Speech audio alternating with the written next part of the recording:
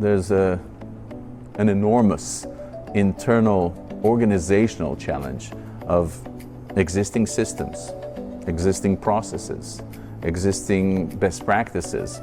Bringing those modern tools into organizations require organizational change. They require a modification of the KPIs.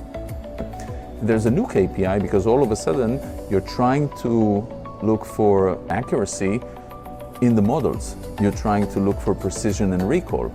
You're trying to assess how well does the model work, not only how well do the people solve problems, but how does the model help them fast track. It won't happen overnight, and we see organizations that are very innovation driven, very forward looking, who are experimenting with AI tools and systems such as Upstream, whether they're homegrown or third parties. And I think this is the time. Their board level directives, right, would be, hey, how would we be able to implement an AI solution that actually save us $1 billion next year? That's a board level, task coming from the CIO, from the CFO. And on the other hand, how can we reduce that huge warranty cost that we had last year, right? Can we reduce it by 5 or 10 or 15%? And according to a research that we've done together with McKinsey, OEMs, after sales, finance, digital teams believe that by deploying AI and ML models in the right way, in the process, they're able to save anywhere between 5 to 15%. If I allow myself to go 5 years into the future, yes, we'll see a lot more happening in the vehicle itself.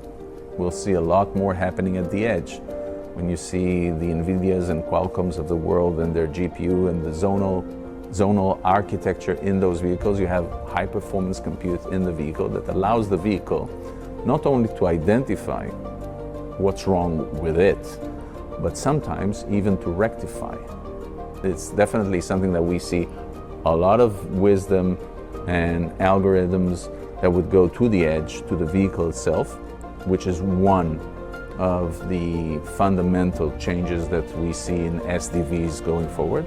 But the second thing, if you think about the 50 gigabytes of data that every vehicle is transmitting every week, right, we'll see less data coming from the vehicle, because if you have an HPC, you can run some of those models that currently run at the cloud level, right, at the data lake level.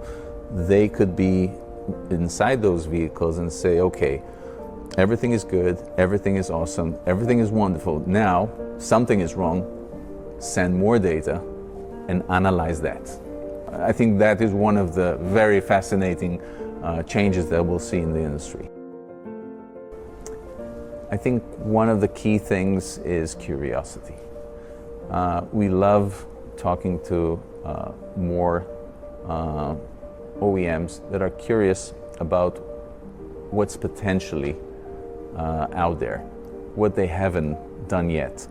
So I tend to think that every discussion that we had over the last 3 years, and we had many hours, we had many interviews, we talked to hundreds of people through the research that we did with McKinsey. We learned a lot. And I think this ability to have those forward-looking discussions, and even if we can bring something, right, for someone at the audience to be curious about and say, that sounds interesting. We haven't tried that approach yet.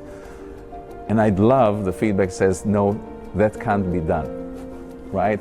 That means we're doing something right, because it is a vast challenge. It is a point in time in history where this potential new category, right, of after-sales quality, which is driven by AI, can be born.